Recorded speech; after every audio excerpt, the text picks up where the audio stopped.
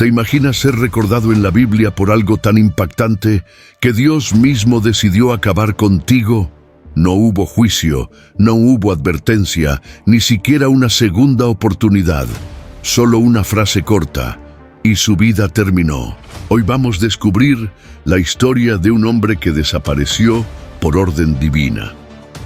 El hijo mayor de Judá. Pero antes de seguir, quédate con nosotros hasta el final, porque lo que vas a aprender puede cambiar tu forma de ver el propósito de Dios en tu vida. Hay una lección escondida aquí y te aseguro, es una de las más fuertes de toda la Biblia. Bienvenidos al canal. Hoy vamos a explorar una historia poco conocida, pero profundamente reveladora. Y si aún no te has suscrito, hazlo ahora mismo y activa la campana de notificaciones. Porque esta historia no solo nos habla del juicio de Dios, sino también de cómo Él puede usar nuestras fallas para cumplir su plan perfecto. Vamos al principio. Para entender quién fue primero necesitamos conocer el tiempo en que nació. Estamos hablando de la época de los patriarcas, muchos siglos antes de Moisés, los profetas o los reyes de Israel. Era hijo de Judá, y si ese nombre te suena familiar, es porque Judá fue uno de los 12 hijos de Jacob, también llamado Israel. De Judá vendría el rey David, y con el tiempo Jesús el Mesías. La línea de sangre que conduciría al Salvador del mundo estaba en manos de este joven. Abraham fue padre de Isaac, Isaac fue padre de Jacob, Jacob fue padre de Judá, y Judá tuvo a su primogénito, el que heredaría todas las promesas. Pero el privilegio sin carácter puede ser una combinación peligrosa. Y lo que sucedió con afectaría no solo a su familia, sino a todo el pueblo de Israel. Pero antes de hablar más sobre veamos una decisión que su padre tomó y que cambiaría muchas cosas. La Biblia cuenta que Judá se alejó de sus hermanos y se fue a vivir cerca de un hombre llamado Jirá, en la región de Adulam. Allí conoció a una mujer, hija de un cananeo llamado Súa, y se casó con ella. Este detalle puede parecer pequeño, pero tiene gran significado. Los cananeos no adoraban al Dios de Abraham. Tenían costumbres, creencias y prácticas muy diferentes. De hecho, Abraham había prohibido a su hijo Isaac casarse con mujeres cananeas, y ahora Judá, descendiente directo de esa promesa, une su sangre con una cultura opuesta. Y así nace un niño que crece entre dos mundos. Hereda la promesa de Abraham, pero es criado bajo la influencia de una cultura que no temía a Dios. Las decisiones de Judá ya comenzaban a mostrar sus consecuencias. Génesis 38:3 dice simplemente: ella quedó embarazada y dio a luz un hijo, y le puso por nombre Como primogénito, tenía una posición muy especial, recibiría una doble parte de la herencia y tendría la responsabilidad de guiar a la familia después de la muerte de su padre. Pero más que riqueza, él llevaba el peso de continuar la promesa divina.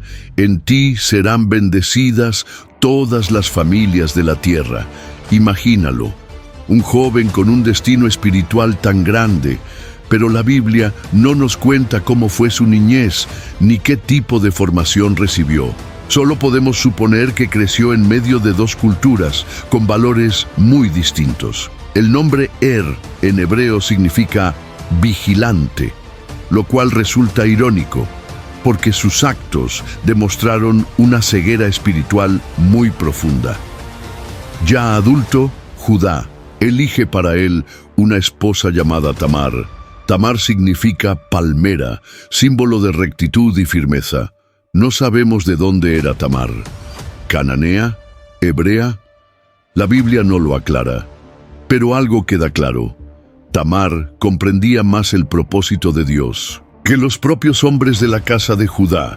Este matrimonio no era solo una unión común, era un pacto que debía continuar la línea de la promesa, pero algo terrible sucede. Génesis 38:7 lo dice así: el primogénito de Judá, era malo a los ojos del Señor. Por eso el Señor le quitó la vida. Una sola frase, sin más explicaciones. No sabemos qué hizo exactamente, solo que fue malo, y Dios mismo lo eliminó. ¿Qué puede haber hecho alguien para merecer semejante castigo? La Biblia guarda silencio sobre los detalles específicos, pero este silencio es atronador. Sabemos que el patrón divino no consiste en eliminar personas por pequeños fallos. Dios es compasivo, misericordioso, lento para la ira y grande en bondad y verdad, como proclama Éxodo 34:6.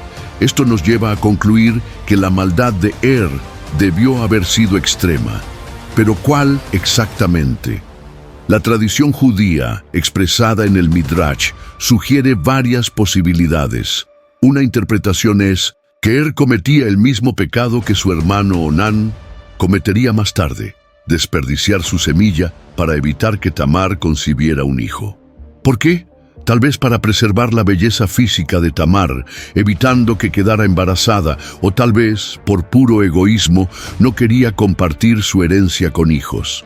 Otros estudiosos sugieren que pudo haber introducido prácticas idólatras cananeas en su hogar, corrompiendo la fe de la familia y apartándose del camino de los patriarcas. Algunos comentaristas apuntan a la posibilidad de que haya sido cruel con Tamar. La verdad es que no sabemos con certeza, y tal vez haya una lección en este silencio de las Escrituras. El enfoque no está en el pecado específico, sino en la respuesta divina a él. Dios ve lo que está oculto a los ojos humanos. Él no solo observa nuestras acciones, sino también las intenciones del corazón. Lo que está claro es que al haber recibido el privilegio de ser el primogénito en la línea mesiánica, falló rotundamente en su responsabilidad, y el juicio de Dios fue rápido y definitivo.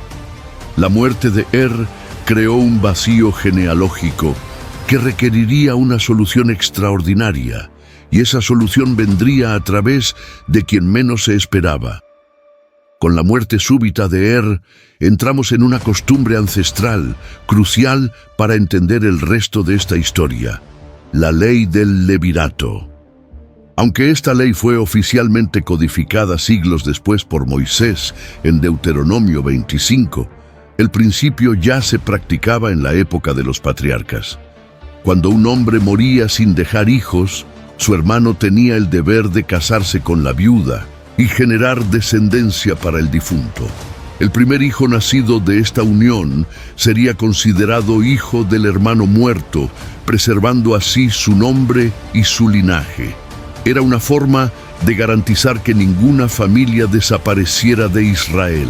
Tras la muerte de Judá recurre a su segundo hijo, Onán, y le dice: «Ve a la mujer de tu hermano, cásate con ella y suscita descendencia para tu hermano». Onán obedece parcialmente, se casa con Tamar, pero cada vez que se unía a ella, derramaba su semen en la tierra para no dar descendencia a su hermano, porque la Biblia es clara. Sabiendo Onán que la descendencia no sería suya, actuaba por puro egoísmo.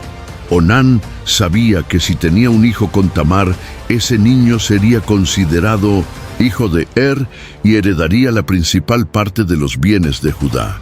Con muerto y sin hijos, Onán ahora era el primogénito. De hecho, tener un hijo que legalmente sería considerado hijo de amenazaba su posición privilegiada. Una vez más vemos el juicio divino en acción.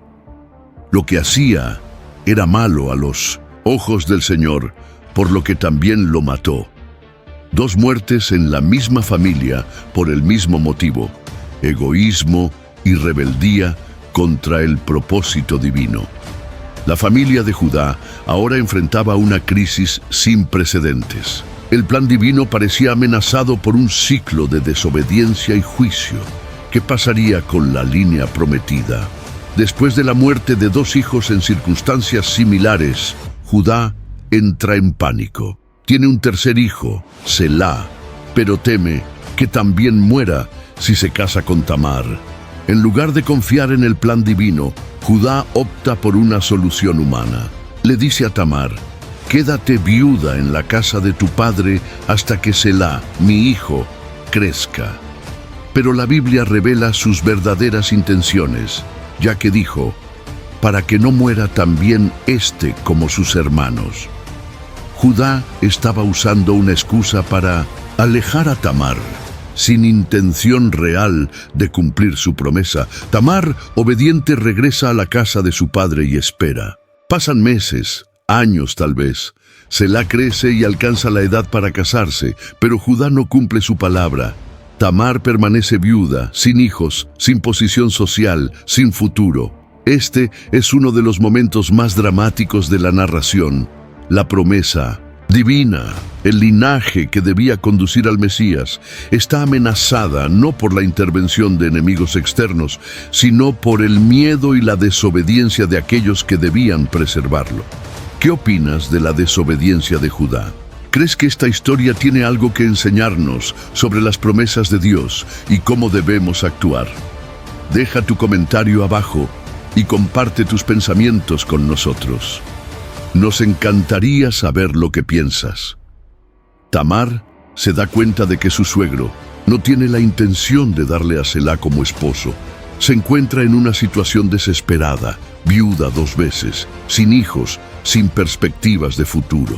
Más aún, percibe que la línea sagrada está en peligro. Cuando los hombres fallan, Dios frecuentemente usa lo improbable. Y en este momento crítico, sería una mujer viuda quien restauraría lo que 3 hombres habían destruido. Es en este punto que Tamar toma una decisión audaz, controvertida y que cambiará el curso de la historia. Ella descubre que Judá, recién viudo, está yendo a Timná para la esquila de sus ovejas. Tamar conoce bien a su suegro y sabe que este es un momento de celebración, cuando los pastores suelen ser más indulgentes consigo mismos.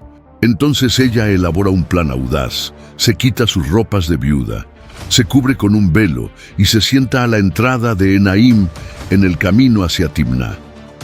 A efectos prácticos, parecía una prostituta cultual, figura común en los cultos cananeos. Judá la ve, pero no la reconoce. Se acerca y le propone acostarse con ella. Tamar astutamente negocia el pago. ¿Qué me darás para acostarte conmigo? Judá promete enviarle un cabrito del rebaño. Tamar, pensando a futuro, pide garantías. Déjame un prenda hasta que lo envíes. ¿Y qué objetos Judá entrega como garantía? Su sello, su cordón y su bastón. Estos no eran objetos cualquiera. Eran los símbolos de su identidad y autoridad. El sello se usaba para autenticar documentos. El cordón probablemente sostenía el sello. El bastón tenía marcas distintivas que identificaban a su propietario. Era como si Judá hubiera entregado sus documentos de identidad, su tarjeta de crédito y las llaves de su casa. Objetos muy personales que lo identificaban inequívocamente. Después del encuentro, Tamar regresa a su casa, se vuelve a poner sus ropas de viuda y espera. Cuando Judá envía el cabrito prometido a través de su amigo Adulamita, no encuentran a la supuesta prostituta. Nadie en la ciudad conocía a esa mujer. 3 meses después, llega la noticia. Tamar, tu nuera, cometió adulterio y he aquí que está embarazada del adulterio. La reacción de Judá es inmediata y severa. Sáquenla para que sea quemada. Pero el plan de Tamar ahora parecía haberse vuelto en su contra. ¿Sería esta la justicia divina o estábamos a punto de presenciar una de las mayores inversiones de expectativas de la historia bíblica? Es en este momento crítico cuando Tamar revela su estrategia. Cuando la están llevando a ser ejecutada, ella envía los objetos que él le había dado como prenda, el sello, el cordón y el bastón. Con una afirmación poderosa, dice: del hombre de quien son estos objetos concebí. Reconoce, te lo pido, de quién es este sello, este cordón y este bastón. Imagina la escena. Judá, rodeado por personas que esperan su orden para ejecutar a Tamar. recibe los objetos que inmediatamente reconoce como suyos. La multitud observa en silencio mientras él examina cada artículo. Un momento de tensión dramática indescriptible. La vida de Tamar y el niño que lleva depende de la reacción de Judá. Y entonces viene una de las confesiones más nobles de la Biblia. Judá no intenta esconder su culpa, no minimiza su responsabilidad, no busca excusas, simplemente declara: más justa es ella que yo, porque no di a Selá mi hijo. Esta es una confesión pública ante todos. Judá reconoce no solo su relación con Tamar, sino también su falla en cumplir la promesa de darle a Selá como esposo, conforme a la ley del levirato. La frase «más justa es ella que yo» es profunda. Judá admite que, a pesar del método controvertido de Tamar, ella estaba actuando en pro de la justicia, buscando preservar la línea familiar y cumplir su papel en la historia del pueblo elegido. Tamar es perdonada y su embarazo sigue adelante. La historia podría terminar aquí, con la justicia restaurada y el orden restablecido, pero aún queda un detalle sorprendente por venir. Del caos de la muerte de surgirá un nacimiento que llevará un simbolismo profético para toda la historia de Israel. Cuando llega el momento del parto, Tamar recibe una sorpresa. Está embarazada de gemelos. Durante el trabajo de parto, uno de los bebés extiende la mano hacia afuera. La partera, queriendo identificar al primogénito, que tendría derechos especiales, ata un hilo rojo en su muñeca diciendo: «Este salió primero». Pero entonces, en un giro inesperado, este bebé recoge la mano y es su hermano quien nace primero. La partera, sorprendida, exclama: «¿Cómo te has abierto? Sobre ti sea la rotura». Por eso, este bebé recibe el nombre de Pérez, que significa brecha o ruptura. El segundo bebé, con el hilo escarlata en la muñeca, recibe el nombre de Sera, que significa brillo o salida del sol. Este detalle aparentemente trivial tiene un simbolismo profundo. Sera, identificado por el hilo escarlata, parecía destinado a la primogenitura, pero Pérez supera al elegido y nace primero, rompiendo el orden esperado. Es otro ejemplo del patrón divino visto en toda la Biblia. Dios frecuentemente elige al segundo en lugar del primero, al más joven en lugar del mayor, al improbable en lugar del obvio. Piensa en Abel en lugar de Caín, Isaac en lugar de Ismael, Jacob en lugar de Esaú, José en lugar de sus hermanos mayores, David en lugar de sus hermanos. Pérez, nacido de una unión irregular, a través de un plan audaz de una viuda decidida, se convierte en el heredero de la línea mesiánica. De él vendrán los líderes de la tribu de Judá y siglos después, el rey David. La historia de y Tamar ilustra un principio divino recurrente. Cuando el plan A falla por causa de la desobediencia humana, Dios ya tiene un plan B en marcha. Y muchas veces el plan B es aún más glorioso. El primogénito de Judá, murió sin dejar descendencia. Su nombre rara vez se menciona en las genealogías bíblicas posteriores. Para muchos, él es solo una nota al pie en la gran historia de la salvación. Pero su legado, paradójicamente, es enorme. No por lo que hizo, sino por el vacío que su muerte creó. La ausencia de desató una serie de eventos que revelaron la maldad de Onán, el miedo de Judá, la determinación de Tamar y finalmente la fidelidad de Dios a su plan. Representa al hombre que lo tuvo todo: posición, privilegio, promesa, pero desperdició todo por el pecado. Su historia es un recordatorio serio sobre la responsabilidad que conlleva el privilegio espiritual. Siglos después, cuando el pueblo de Israel está en el desierto después del Éxodo, en Números 26 se menciona la familia de como parte de la tribu de Judá, pero sin descendientes directos. Su lugar fue ocupado por los hijos de Pérez, quienes se convirtieron en clanes numerosos. La línea continuó, no a través de el primogénito legítimo, sino a través de Pérez, nacido de la unión entre Judá y su propia nuera, Tamar, una unión que en otras circunstancias habría sido considerada escandalosa. Quizás la mayor lección de la historia de sea esta: ninguno de nosotros es indispensable en el plan divino, pero todos estamos invitados a participar en él. La historia no termina con Pérez. El libro de Ruth muestra cómo esta línea sigue. Pérez engendra a Esrón, que engendra a Ram, que engendra a Aminadab, y así sucesivamente hasta llegar a Booz, quien se casa con Ruth, la moabita. De ellos nace Obed, padre de Isaí, padre de David, el rey conforme al corazón de Dios. Y es a David a quien Dios promete establecer para siempre el trono de su reino. Cuando abrimos el Nuevo Testamento, el Evangelio de Mateo comienza con estas palabras: libro de la genealogía de Jesucristo, hijo de David, hijo de Abraham. Y en la lista que sigue encontramos algo notable. Judá engendró de Tamar a Pérez y a Zera. Mateo 1:3. Entre decenas de hombres, Tamar es una de las pocas mujeres mencionadas en la genealogía de Jesús. ¿Por qué? Porque su acto de coraje y determinación salvó la línea mesiánica cuando los hombres fallaron.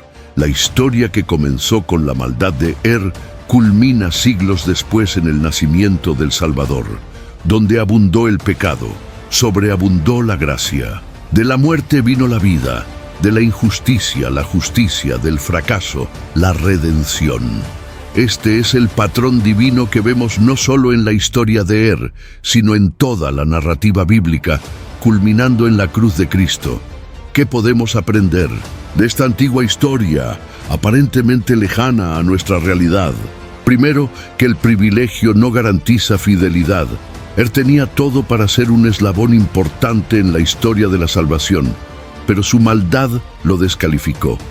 Nacimiento, posición, herencia, nada de eso sustituye el carácter. Segundo, que Dios no tolera la injusticia.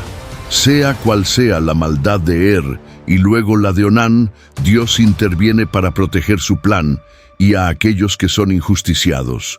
Tercero, que cuando los hombres fallan, Dios frecuentemente usa a los improbables. Tamar, una viuda sin poder en una sociedad patriarcal, se convierte en el instrumento divino para preservar la línea mesiánica. Cuarto, que el plan de Dios no puede ser frustrado. Ni la muerte de ni la desobediencia de Onán, ni el miedo de Judá pudieron impedir que la promesa divina se cumpliera. Por caminos inesperados, la línea continuó hasta llegar a Cristo. Y finalmente, que Dios usa situaciones imperfectas, personas imperfectas y decisiones imperfectas para realizar sus propósitos perfectos. La genealogía de Jesús incluye no solo héroes de fe, sino también personas comunes con fallas, miedos y errores, personas como nosotros. Su vida, como la de es parte de un tapiz más grande.